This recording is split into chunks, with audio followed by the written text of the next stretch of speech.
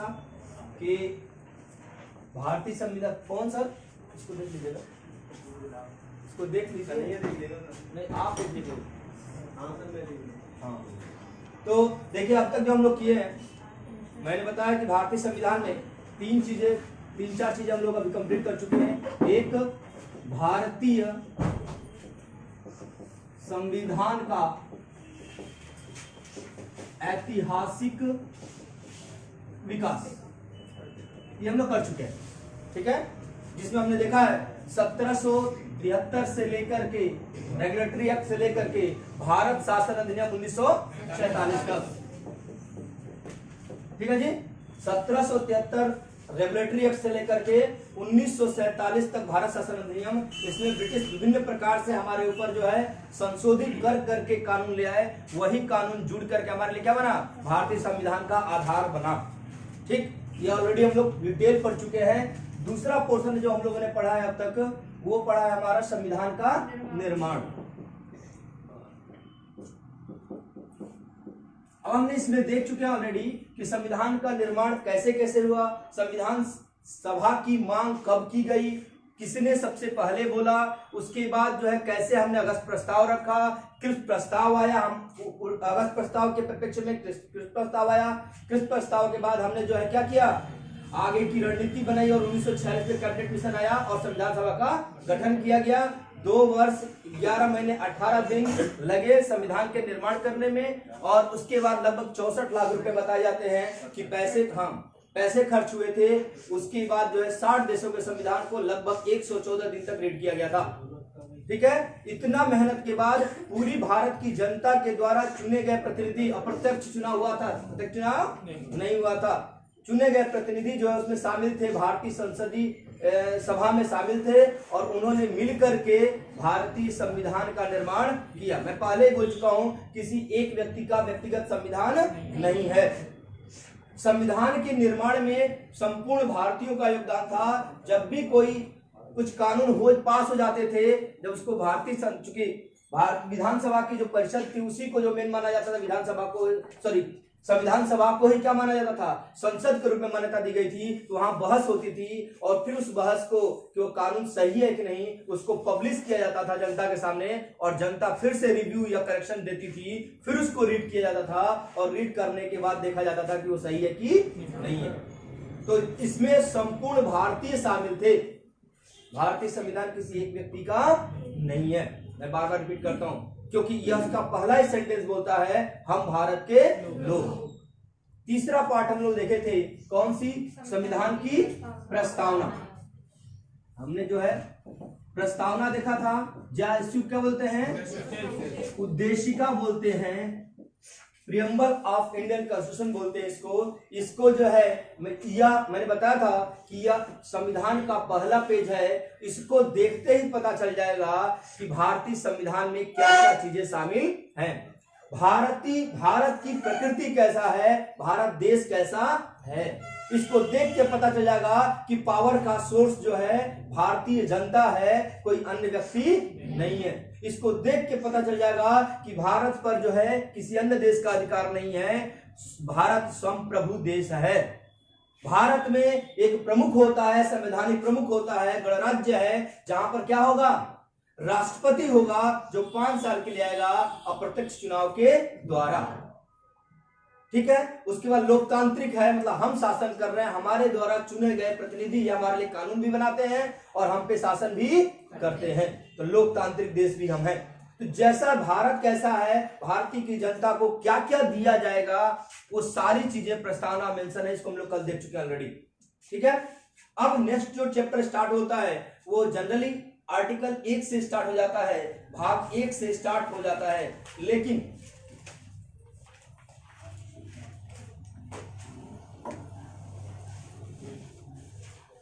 आइए थोड़ा सा आगे की ओर बढ़ते हैं।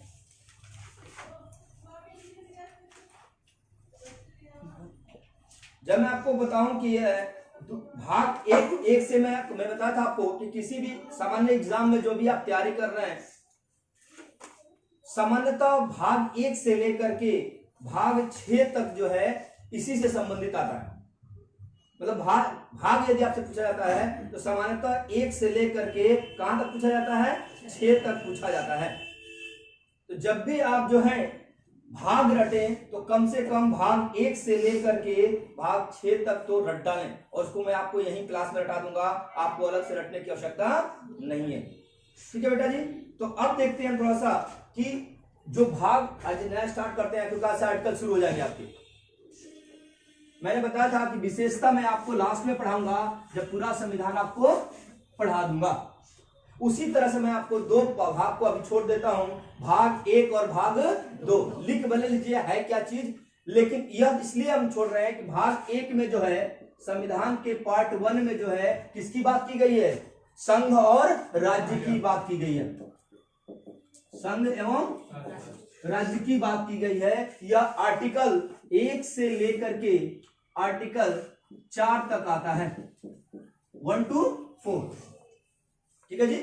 इसको इसलिए अभी नहीं पढ़ा रहा हूं क्योंकि इसमें बार बार प्रावधान आएगा, किसी राज्य की सीमा को बढ़ाना, किसी राज्य का नाम चेंज करना, किसी जो है आपका जो है कोई दूसरा राज्य हमारे में शामिल होता है तो उसको कैसे शामिल करेंगे, जो है हम किसी राज्य की को तोड़ करके दूसरा राज्य बनाएंगे। ये सारे प्रावधान जम्मू कश्मीर का भी हुआ है, वो सारे प्रावधान चाहे तेलंगाना का हुआ चाहे उत्तराखंड का हुआ है, ये सारे प्रावधान हमारे किसमें, भाग 1 में है, संघ और राज्य में। तो ये जब तक आप संसदीय प्रणाली को नहीं समझ पाएंगे तब तक इसको समझना आसान नहीं होगा।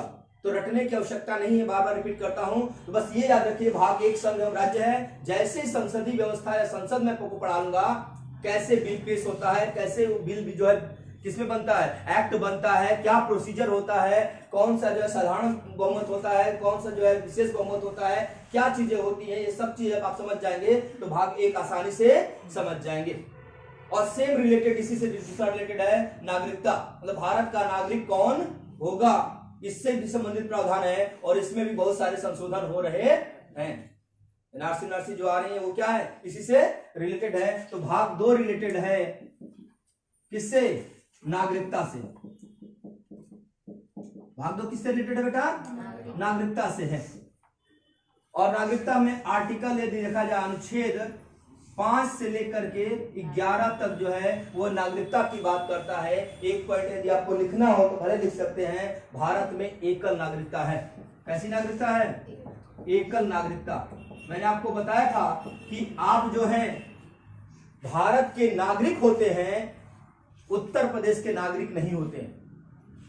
आप भारत के नागरिक हैं, उत्तर प्रदेश के निवासी हैं, बताया था ना आपको। जबकि अमेरिका में क्या है, ऐसा प्रावधान नहीं है, दोहरा प्रावधान है। वहां पर कई देश हैं विश्व के जहां पर दोहरी नागरिकता का प्रावधान है, मतलब दो देशों की नागरिकता आप रख सकते हैं। लेकिन भारत में यह नहीं है। इसमें डिटेल पढ़ेंगे कि यदि किसी भी देश की नागरिकता आप स्वीकार करते हैं तो भारत की नागरिकता स्वतः समाप्त हो जाती है। यह रूल्स है, ठीक है। कुछ विशेष प्रावधान दिया गया है, अब वो हम लोग बाद में देखेंगे, इसलिए बोल रहा हूं इसको डिटेल में हम लोग पढ़ेंगे। तो नागरिकता को बस याद रखना है, एकल नागरिकता है। लिया कहां से गया बेटा, ब्रिटेन से। एकल नागरिकता का हमने कहां से लिया है, ब्रिटेन से लिया है। एकल नागरिकता वहां भी है और हमने भी ले रखा। अब आइए आगे बढ़ते हैं थोड़ा सा, देखिएगा।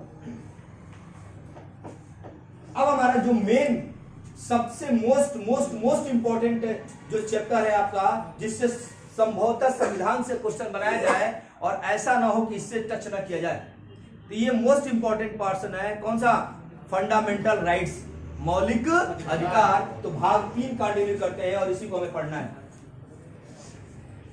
इन 2 चैप्टर जो मैं बताया हूं, भाग 1 और भाग 2 को संसद जब पढ़ लेंगे तो उसके बाद मैं आपको पढ़ा दूंगा, ठीक है। आइए देखते हैं हम लोग। जैसे मौलिक अधिकार जो है, या इसी को मूल अधिकार भी बोलते हैं, मौलिक अधिकार, या इसी को क्या बोलते हैं, मूल अधिकार भी बोलते हैं, फंडामेंटल राइट्स बोलते हैं इसको, ठीक है।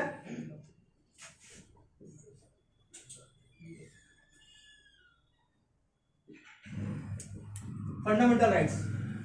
अब देखिए, मैंने फर्स्ट डे आपको बताया था कि जो हमारे संविधान निर्मात्री समिति थी या संविधान निर्माण करने वाले लोग थे, वो सबसे ज्यादा किसी पोर्शन पे फोकस थे, तो वो थे हमारे भाग 3 पे। कौन सा भाग है? भाग 3। कहां से लिया गया है? अमेरिका से। यही कहीं याद करो, बोला ना कि हर चैप्टर में आपको बताऊंगा, अलग से लिस्ट बनाने की जरूरत नहीं है। कहां से लिया गया है? अमेरिका के संविधान से। ठीक है, अमेरिका का जो है उसका, अमेरिका के क्या अधिकार विधेयक से, जैसे कहीं कहीं थोड़ा सा आ जाता है हाई लेवल पे, अधिकार विधेयक है अमेरिका का, उसी विधेयक से इसको लिया गया है। ठीक बेटा जी, क्यों इंपॉर्टेंट है मैंने बार बार आपको बताया था, आज समझा दूंगा आपको। कल से एक एक करके कम से कम 2 या 3 क्लासेस कम से कम किसकी होगी? फंडामेंटल राइट्स की होगी, क्योंकि मैक्सिमम क्वेश्चन यहीं से बनते हैं। फंडामेंटल राइट्स को क्यों इंपॉर्टेंट दिया गया है मैं आपको इसलिए बता दूं, मैंने बताया था फर्स्ट डे भी आपको कि स्वतंत्रता से पहले ब्रिटिशों के गुलाम थे हम, उससे पहले मुगलों के गुलाम थे हम, और उससे पहले राजाओं के गुलाम थे हम। मतलब गुलामी जो है शुरू से हमारी चलती आ रही थी।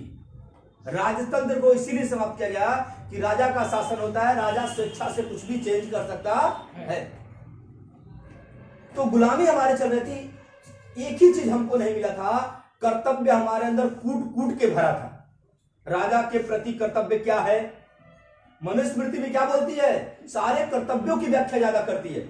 महिला को क्या करना चाहिए, पुरुष को क्या करना चाहिए, किसको क्या नहीं करना चाहिए, ब्राह्मण को क्या करना चाहिए, शूद्र को क्या करना चाहिए, सबकी व्याख्या मनुस्मृति करती है। देखिए, जहां कर्तव्य है वहां अधिकार शामिल होता है आदर्श सोसाइटी में।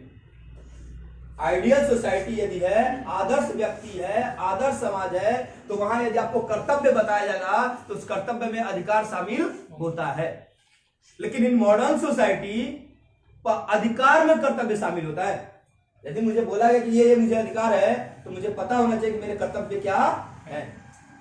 तो अब तक जो है भारतीयों को क्या नहीं मिला था? अधिकार नहीं मिला था कि भैया तुम्हारा अधिकार है, कभी भी तुमको घर से उठाया जा सकता है, कभी भी कुछ भी आपके साथ हो सकता है घटना, कोई आपको संरक्षण प्राप्त नहीं है।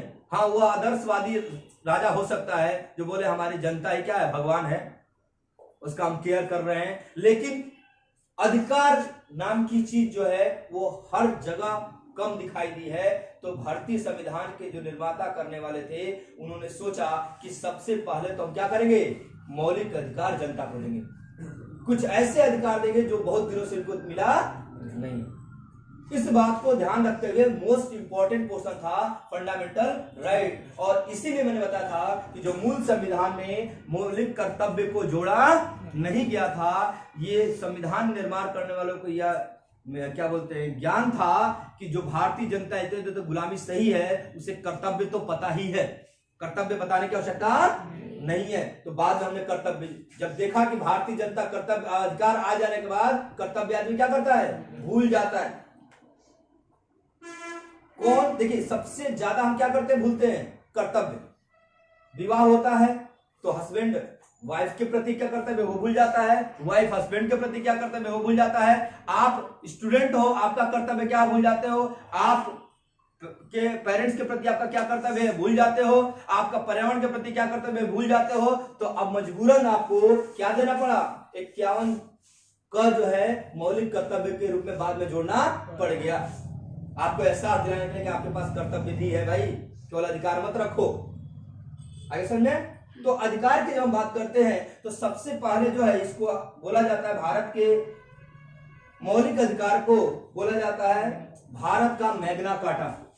क्या बोलते हैं इसको? भारत का, इसको बोलते हैं भारत का मैग्ना कार्टा।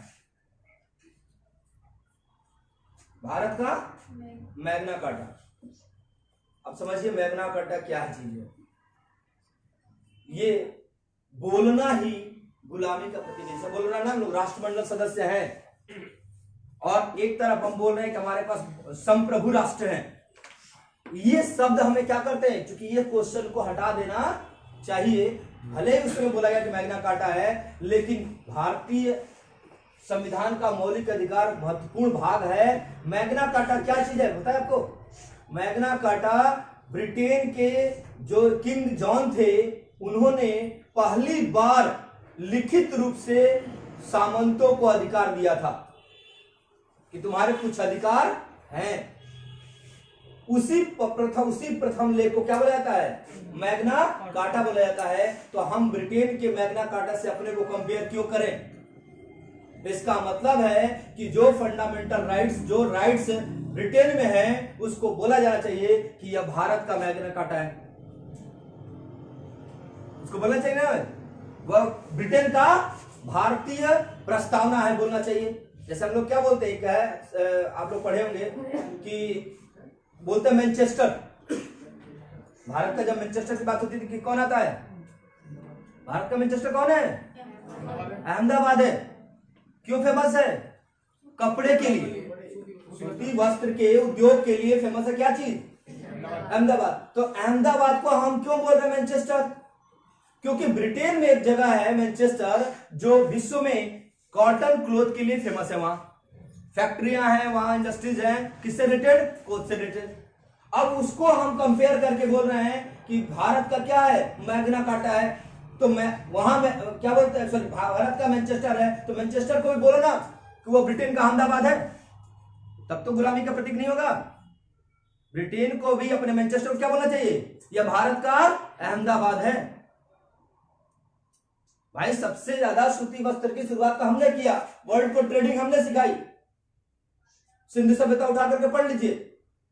जब विश्व में कोई भी सभ्यता डेवलप नहीं हुई थी, जितनी सभ्यताएं थी सबको व्यापार करना हमने सिखाया। हमारे कॉटन कहां तक? यूरोप तक जाते थे। और वो बोल रहे हैं कि हमारा जो है क्या है? अहमदाबाद उनका मैनचेस्टर जैसा है। उनका मैनचेस्टर हमारे अहमदाबाद जैसा है। ये है गुलामी का प्रतीक, इसको बोल सकते हैं हम लोग, शब्द बोल रहे हैं। तो फिर भी आपको क्वेश्चन करना है, क्वेश्चन के लिए आपको रटना पड़ेगा ही पड़ेगा। क्वेश्चन पूछ देगा कि भारत का मैग्ना कार्टा किसको कहा जाता है? तो मौलिक अधिकार को कहा जाता है। ठीक है जी। नेक्स्ट हम आते हैं इंग्लैंड के जॉन, बताता है जॉन, राजा जॉन थे, 1215 में उन्होंने ये दिया था, हाँ, अधिकार पत्र, लिखित, प्रथम लिखित अधिकार पत्र बोल सकते हैं। प्रथम लिखित अधिकार पत्र किसने दिया था? King John. ठीक है जी, किंग जॉन ने दिया था, ब्रिटेन के थे राजा।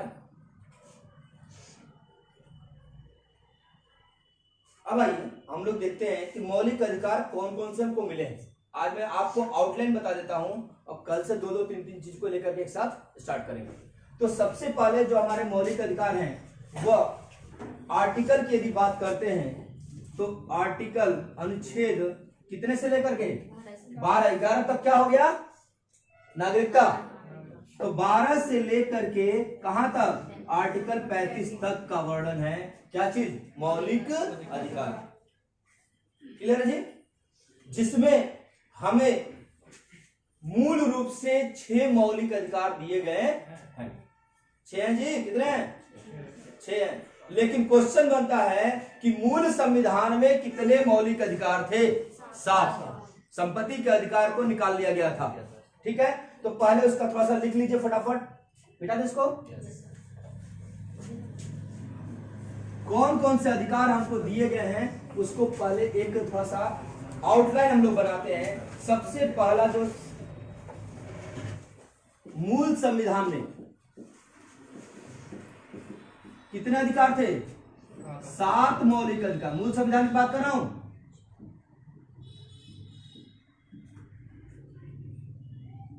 जो मेन संविधान था जब बन के तैयार हुआ उसमें कितने थे? 7। अब कितने हैं? ठीक है बेटा जी, समझ आ रहा है? अब आइए एक एक करके देखते हैं, फिर कल इनको सबसे पहला जो अधिकार मिलता है वो है हमारा समता का अधिकार। ये रखते होंगे आप, समता का अधिकार।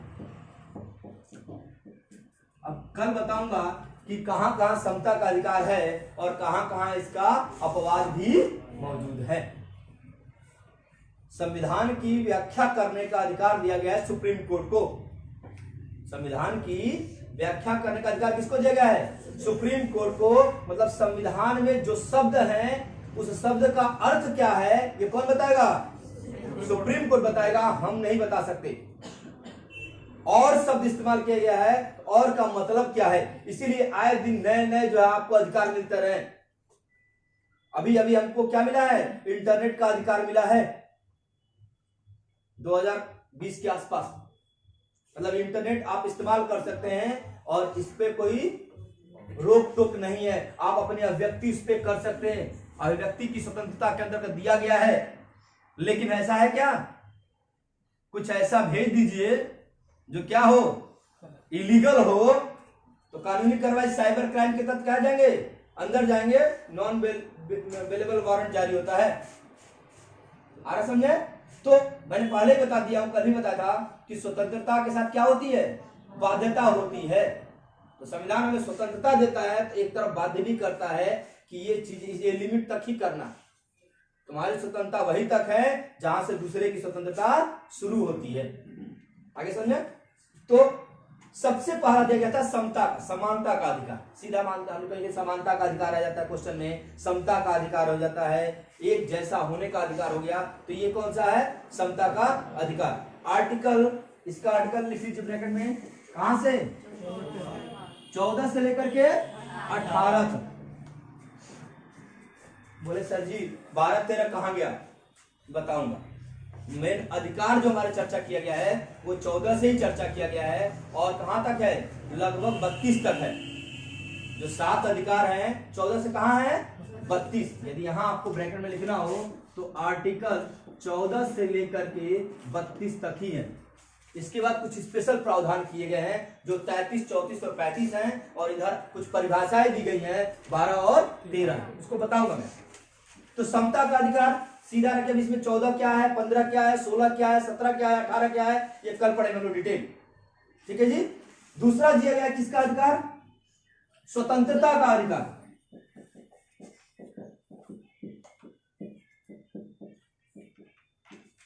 कौन है, किसका वीडियो चल रहा है? अच्छा बाहर चल रहा है। हाँ, दूसरा स्वतंत्रता का अधिकार आर्टिकल 19 से 22। ठीक है जी। इसमें जितनी भी आप स्वतंत्रता कल्पना कर रहे होंगे कि यह हमें मिलना चाहिए, वो सभी चीजें इसमें क्या है? शामिल है। चाहे वो आरटीआई हो, चाहे आरटीई हो, चाहे सोने का अधिकार हो, चाहे आपका क्या हो, व्यक्ति की स्वतंत्रता हो, कहीं बसने की स्वतंत्रता हो, घूमने की स्वतंत्रता हो, मतलब जितने भी आप कल्पना कर लीजिए, गरिमा की स्वतंत्रता हो। मैं बताया था ना, मानहानि केस ठोक सकते हैं आर्टिकल 21 के तहत। तो जितना भी आप सोच सकते हैं स्वतंत्रता, वो सारी स्वतंत्रता 19 से 22 के बीच में है। ठीक है जी। नेक्स्ट है तीसरा पोर्शन, शोषण के विरुद्ध अधिकार।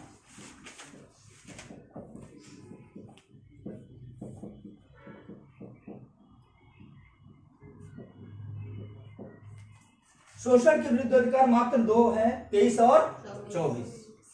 आर्टिकल 23 एंड 20, बलात्श्रम और दूसरा बाल श्रम। ठीक है, हम लोग डिटेल देखेंगे कि यदि आपका शोषण होता है किसी भी लेवल पे, तो उससे बचने का अधिकार आपको दिया गया किसमें? आर्टिकल 23 और 24 में। इसका डिटेल देखेंगे। 23 में बलात्श्रम है, दुर्व्यापार है, और 24 क्या है? बाल श्रम, चाइल्ड लेबर। चाइल्ड लेबर का भी अलग अलग क्राइटेरिया होता है, उसको हम कल डिटेल देखेंगे। ठीक है। नेक्स्ट है आपका कौन सा पोर्शन? धर्म की स्वतंत्रता। धर्मनिरपेक्ष राज्य है ना जी, प्रस्ताव में बताया था, धर्म की स्वतंत्रता।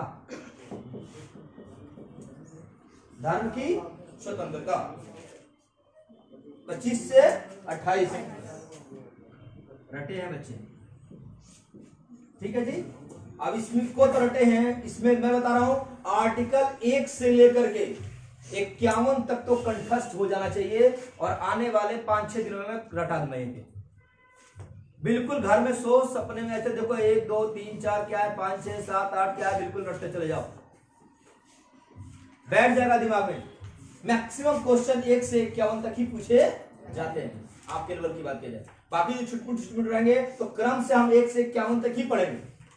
उसके बाद जो बच्चे कुचे रहेंगे उनको देख लेंगे जो इंपॉर्टेंट रहेंगे, संसद से संबंधित है, सुप्रीम कोर्ट से रिलेटेड है, ठीक है, राज्यपाल राष्ट्रपति से संबंधित है, तो उसको अलग अलग देखेंगे। ठीक है, अब धर्म की स्वतंत्रता दी गई भाई, मानने की, उसकी उपासना करने की, ठीक है, जब प्रचार करने की, बहुत सारी चीजें हैं, लेकिन प्रचार करने का भी क्या होना चाहिए, थोड़ा सा एक लिमिट होना चाहिए। अभी जस्ट मैं देख रहा था, क्योंकि ये बोलना नहीं चाहिए, लेकिन अभी देख रहा था, शायद किसी ने भेजा, वो पता नहीं, हो सकता है कि सही ना हो, लेकिन अभी देख रहा था सूर्य नमस्कार को केरला में यीशु नमस्कार के नाम से प्रसारित किया गया है। मतलब सूर्य नमस्कार के जो हमारे 12 क्या है पोजीशन है, उसको उसी को करके यीशु करके ईसा मसीह से जोड़ करके ईसाई धर्म के प्रचार के लिए उसको ध्यान में रखते हुए क्या कर देगा, यीशु नमस्कार से जोड़ करके किया जा रहा है। उसका पॉजिटिव इंपैक्ट भी देखा जाएगा और निगेटिव मतलब धर्म का क्या कर रहे हैं, अनुचित उपयोग कर रहे हैं। और दूसरा फायदा यह है, किसी बहाने चलो कम से कम सूर्य नमस्कार तो करेंगे, वो तो पॉजिटिव भी है और निगेटिव भी है। तो आपको प्रचार करने का अधिकार है, लेकिन कहां प्रचार करना है, किस लिमिट में प्रचार करना है, इसका विशेष ध्यान होना चाहिए। आगे जी, नेक्स्ट है आपकी संस्कृति व शिक्षा संबंधी अधिकार। संस्कृति एवं शिक्षा संबंधी अधिकार, हाँ ये आपका है बेटा 29 और 30, आर्टिकल 29 एंड 30। इसमें क्या है कि अपनी संस्कृति की रक्षा के लिए विद्यालय स्थापित कर सकते हैं आप, शिक्षा को बढ़ाने के लिए कर सकते हैं, चाहे वो धार्मिक ही क्यों ना, जैसे आरएसएस का एस्टेब्लिश होना, जैसे जो है क्या करना, आपका मदरसे का चलना, मदरसा चलता है ना जी, तो मदरसा को गवर्नमेंट क्या है, अप्रूवल है, मदरसे को गवर्नमेंट अप्रूवल, जैसे आपके प्राइमरी स्कूल है वैसे उनको अल्पसंख्यक के नाम पे छूट दी गई है कि अपने धर्म को, अपने संस्कृति को बचा करके रखे। ठीक है जी, तो वो हम लोग सब देखेंगे कहां, संस्कृति एवं शिक्षा संबंधी अधिकार में। क्लियर जी, अब कितने हो गए, 30 हो गए, आर्टिकल कहां पहुंच गया, 30, अधिकार कितने हो गए, 5। छठा जो है वो है आपका संपत्ति का अधिकार।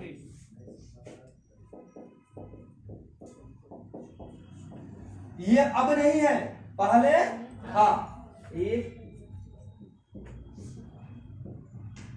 और ये हमारा संपत्ति का अधिकार। आर्टिकल पूछा जाए कि पहले किस आर्टिकल में था, आर्टिकल 31 में। ठीक है जी, मैं बता दे रहा हूं कहां गया, कैसे गया। उसके बाद जो 7वां है वह most most most most important है, कौन सा, संवैधानिक उपचार का अधिकार। हाँ हाँ, कौन है भाई मामा कलर का, टिंकू बाबू बोलिए। हाँ, आर्टिकल बोले बेटा, आर्टिकल 32। इसे जो है डॉक्टर भीमराव अंबेडकर ने बोला था, क्या चीज, संविधान की आत्मा, क्योंकि यह नहीं तो मौलिक अधिकार नहीं, और मौलिक अधिकार नहीं तो हमारा संविधान का कोई अस्तित्व नहीं। भाई हमने बनाया है, अपने लिए बनाया है, हमसे अधिकार ही छीन लेंगे तो बचेगा क्या। और यदि अधिकार दे भी दिए हैं और इसके उपचार की कोई व्यवस्था नहीं किया गया है तो अब भी समस्या है कि नहीं है। तो उपचार कैसा, यदि इसमें से किसी में भी कहीं समस्या होती है तो आप सीधे कहां जा सकते हैं, सुप्रीम कोर्ट जा सकते हैं, आर्टिकल 32 के तहत। समझ लीजिए, थोड़ा सा मैं आपको बता देता हूं कि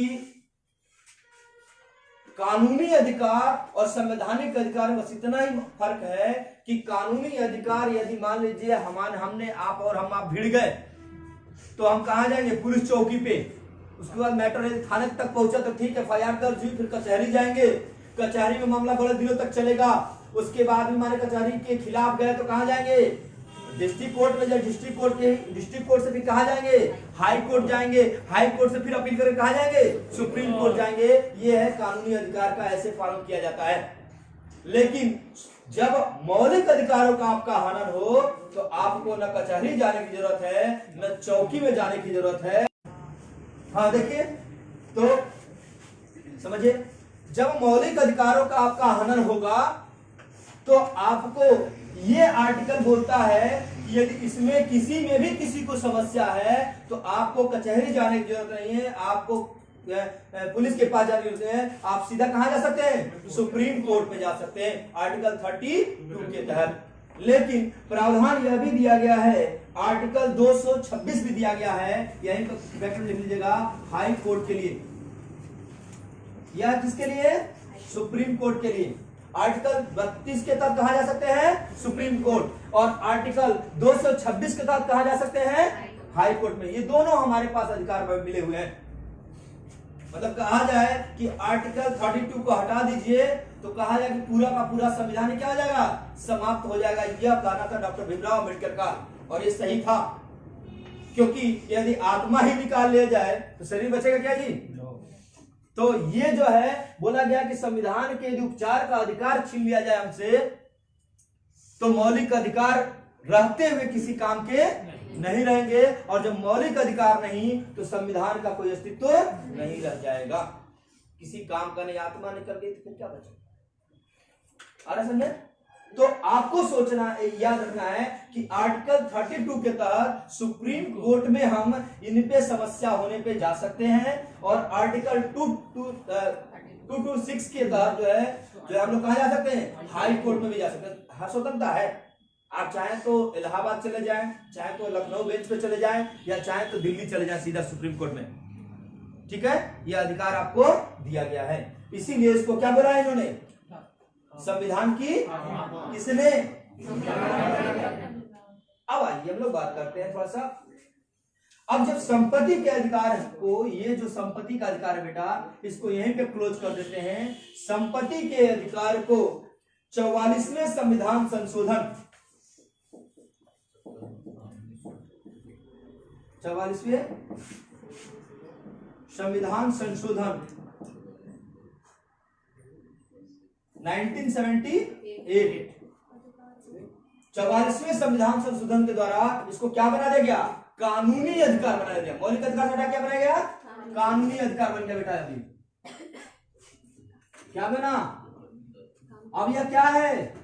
कानूनी अधिकार है। क्वेश्चन पूछा जाएगा, निम्नलिखित में से कौन सा मौलिक अधिकार नहीं है? इनमें से 3 रहेगा और एक रहेगा संपत्ति का अधिकार। या क्वेश्चन पूछेगा, निम्नलिखित में से कौन सा कानूनी अधिकार है? ये 3 रहेंगे और एक रहेगा संपत्ति का अधिकार। आ रहा समझे? संपत्ति के अधिकार को कानूनी अधिकार बना दिया गया, और भाग 12 के, जैसे इसका लिख लिया जाए, यहां नीचे लिखेगा, जगह नहीं है, मैं इसलिए यहां लिख रहा हूं। भाग 12 के अनुच्छेद 300 क में डाल दिया गया, आर्टिकल 300A।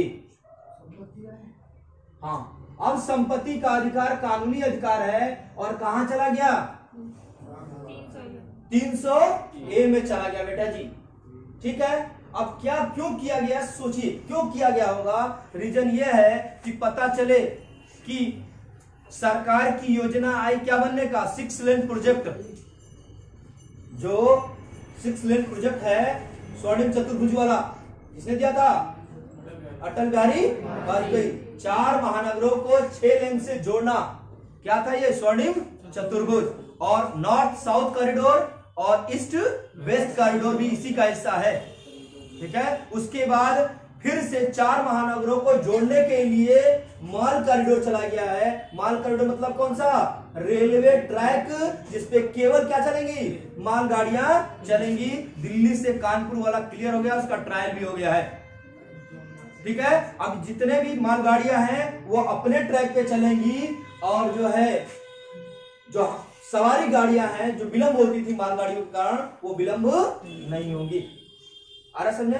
तो जब संपत्ति के अधिकार को प्रॉब्लम ये था कि पता चले सरकार को 6 लेन बनाना है, और हम ठने हुए कि हम अपना खेत नहीं देंगे, या हमारा घर है सटा हुआ, इतनी मेहनत से बनाया है, मेरी संपत्ति है, तुम यदि छीनोगे, क्योंकि सरकार राज्य के रूप में आएगी। अभी आर्टिकल 12 बताऊंगा आपको कि राज्य कौन कौन होता है। तो सरकार राज्य के रूप में आएगी, सीधा हम कहां पहुंच जाएंगे? Supreme court. भैया देखो हमारी जमीन छीन रहे।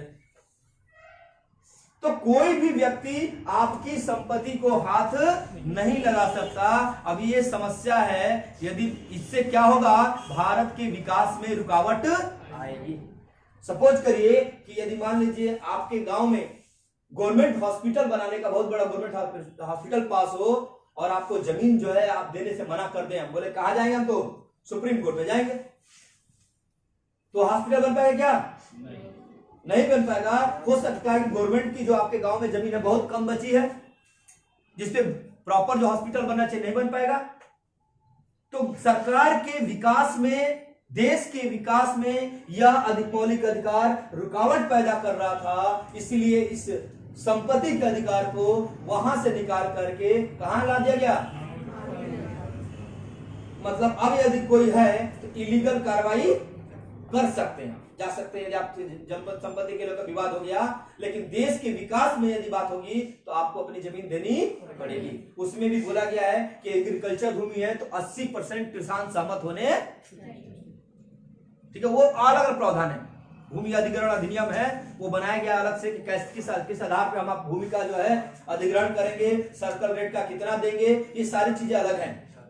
लेकिन सरकार के विकास की बात आए, हाईवे की बात आए, किसी क्या बोलते हैं प्रोजेक्ट की बात आए, यदि मैं बोलता हूं कि यदि संपत्ति का अधिकार होता तो दिल्ली में मेट्रो नहीं बनती। संपत्ति का अधिकार होता तो हम गड्ढे वाले इस NH2 पे अभी तक घूम रहे होते, जो मथुरा जाने में 2 घंटे लग जाते थे, 2.5 घंटे 3 घंटे लग जाते थे। आपको भगवान तक जाने में 1 घंटे लग जाते थे, आज आप 10 से 15 मिनट पहुंच सकते हैं। जो विकास है वो क्या हो जाता? बाधित हो जाता। इसलिए इसको आर्टिकल 31 को निकाल करके हमने कानूनी अधिकार बना दिया। आगे समझे क्यों हटाया गया? किसी को समझा लेंगे? गुड। तो आर्टिकल 31 से रिलेटेड समस्या हो गई। अब हमारे बच्चे कितने? 6 बच गए, 5 ये और 1 संवैधानिक उपचार का आगे जी। अब जो छूट गए आर्टिकल उसको आज समेट लेते हैं ताकि बचे हुए इनको कल से डिटेल करेंगे, ठीक है। तो छूट गया है 12, 13 और इधर कौन से 32 तक हो गया है, 34 और 33, 34 और 35। मिटा दे इसको।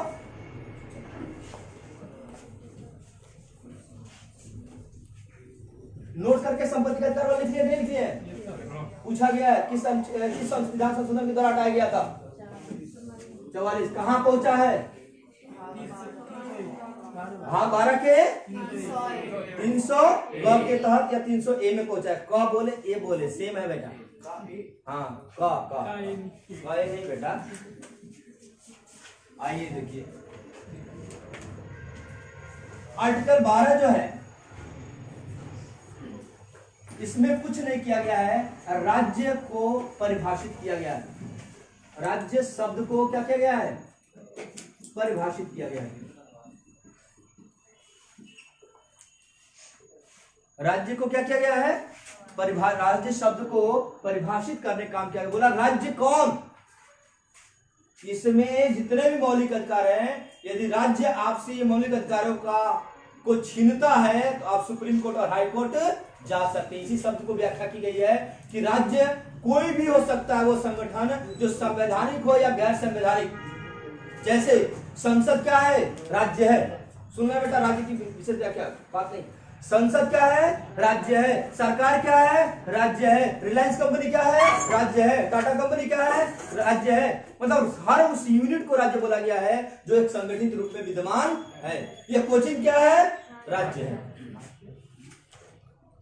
रजिस्टर्ड है, तो क्या है? राज्य है। अरे समझे?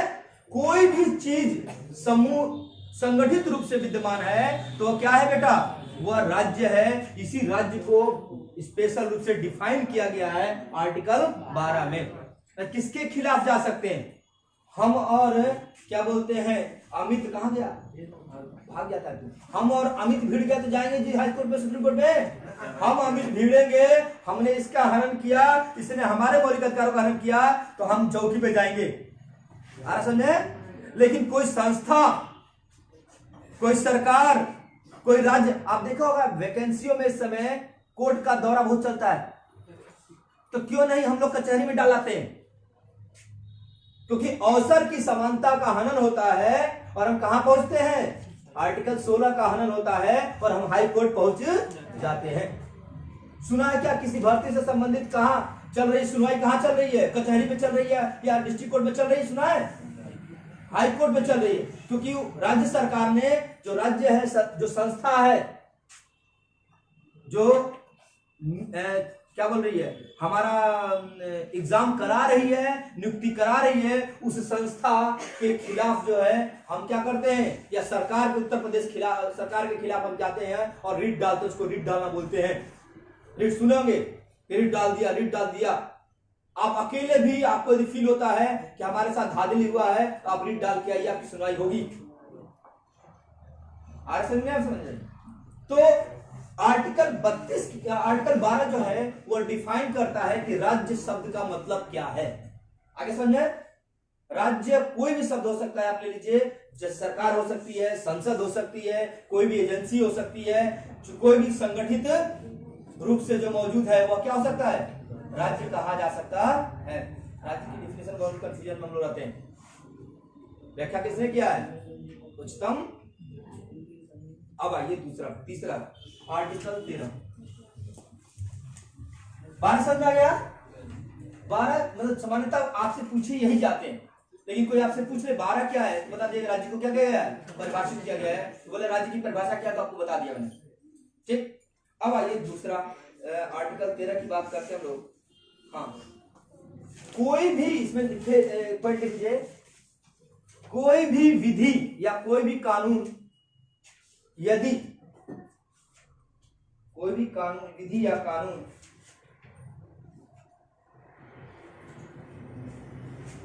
मौलिक अधिकारों का हनन करता है, तो उसे, मौलिक अधिकारों का हनन करता है तो उसे असंवैधानिक या अवैध घोषित कर दिया जाएगा। असंवैधानिक या क्या घोषित कर देगा, अवैध। मान लिया कोई कानून ऑलरेडी बन चुका है और वह कानून इन मौलिक अधिकारों से क्या रहता है, मौलिक अधिकारों क्या हो गया है, हनन कर रहा है, तो उस कानून को क्या कर दिया जाएगा, समाप्त कर दिया जाएगा। जैसे अभी हम लोग पढ़ेंगे आर्टिकल 21 में आपको सोने का अधिकार है, राइट टू स्लीप। हाँ, रामदेव बाबा को याद है आपको, दिल्ली में दिल्ली पुलिस ने क्या किया था, रात को डंडे चलाए थे, तो सोते हुए आपको पुलिस उठा नहीं सकती। ये कानून पहले था कि जब भी कोई भी आप काम कर सकते हैं, 24 घंटे में कभी भी आपको उठाया जा सकता है। ये कानून था, वह कानून अपने आप रद्द हो गया, किसके द्वारा, आर्टिकल 21 के द्वारा। यदि आपको कोई सोता हुआ जगा दे, आप सीधा सुप्रीम कोर्ट या हाई कोर्ट चल जाओ। भाई मैं बोला हूं, लेकिन मम्मी पापा के खिलाफ मत केस कर देना। लेकिन मैंने क्या बोला है, व्यक्तिगत नहीं होना चाहिए। कोई राज्य यदि आपको सोने के अधिकार से वंचित करती है, तब आप सुप्रीम कोर्ट या हाई कोर्ट जा सकते हैं। आगे समझे? जैसे मैं जबरदस्ती पकड़ के ले आऊं, चलो कोचिंग पढ़ना है, 12 बजे रात को ही पढ़ना है, उठ गया, तो आप जो है हमारे खिलाफ जा सकते हैं सुप्रीम कोर्ट। और आर्टिकल 32 के तहत कहा जाएंगे, सुप्रीम कोर्ट। आर्टिकल 226 के तहत कहा जाएंगे, क्लियर बेटा? पढ़ेंगे आर्टिकल। अब देखिए 2 और कंप्लीट कर दूं, 2 पॉइंट और है, 13 हो गया। अब 32 तक हो गया था आर्टिकल, ये बेटा जल्दी जल्दी नहीं, आर्टिकल 33। या ऐसा करिएगा, कल से हम लोग कंटिन्यू करेंगे, कहां से, यहां से चलेंगे और 32 तक पहुंचेंगे, फिर 33, 34 और 35 वहीं करा दूंगा। ठीक है जी? यहां तक आपका कहां तक क्लियर हो गया, आर्टिकल 32 तक क्लियर हो गया। लेकिन अभी डिटेल कल बताऊंगा कहां कहां है अधिकार, कहां कहां सरकार हमारे हाथ बांध रखे हैं। ठीक है, आज के लिए थे, कल 9 बजे फिर मिलते हैं।